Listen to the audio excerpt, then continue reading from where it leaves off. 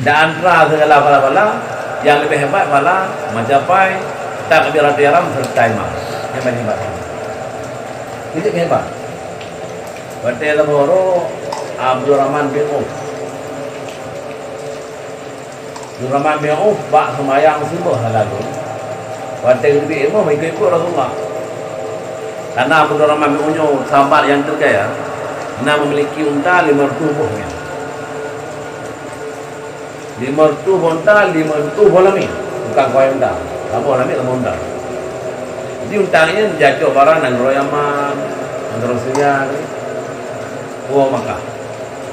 Jadi kayaknya karena target bunuh unta, Papua malah karena terminal Kota Mekah. Saya jam euro.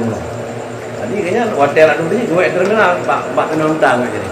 Boleh kasih unta. Bukan biasa itu unta kayak orang ngelong tu yang nawaran dah lebih. Nah 50 unta 50 budak unta. 50 unta budak. Betul malam ini. Pada itu mungkin Rasulullah kali berbuat. Dia berbuat langsung tu dia berbuat tu dapatlah lama tu.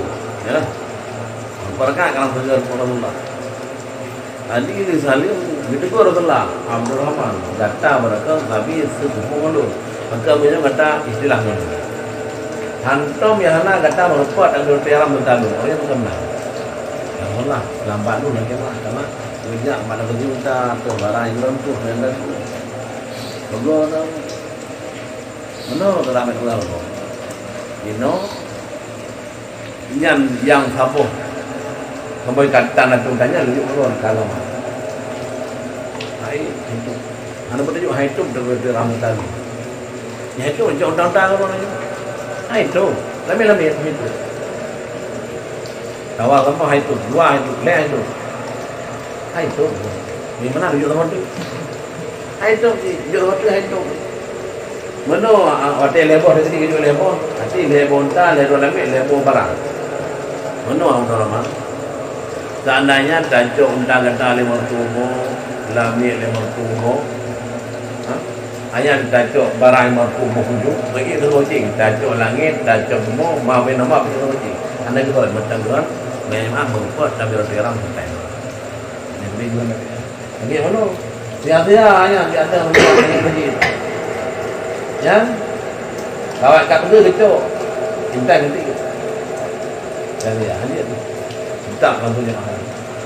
Karena yang paling hebat, hikmah dari orang Islam. Katanya kulit kecok yang nanti mereka ayat sama no. Nah kalau ada teman terakhir, teman terakhir ni memberi tapi boleh. Menolak saja, kita. Kalau tidak dicap betul, agak saringnya kan. Ada pun. Wate iya kan abu dia. Lalu kan aku okey mau alam kan. Kabri pada harus maju. Ya kan? Yang mau salah. Ini kan hanambong. Yang tahu hanambong. Gimana? R-nya. Begitu Allahu Akbar R-nya. Ini kau. Sampai lagi ya. Allahu Akbar R-nya. Yang bersambung takbiratul ihram imam dengan takbiratul ihram makmum. Yang kamu lupa hikmah takbiratul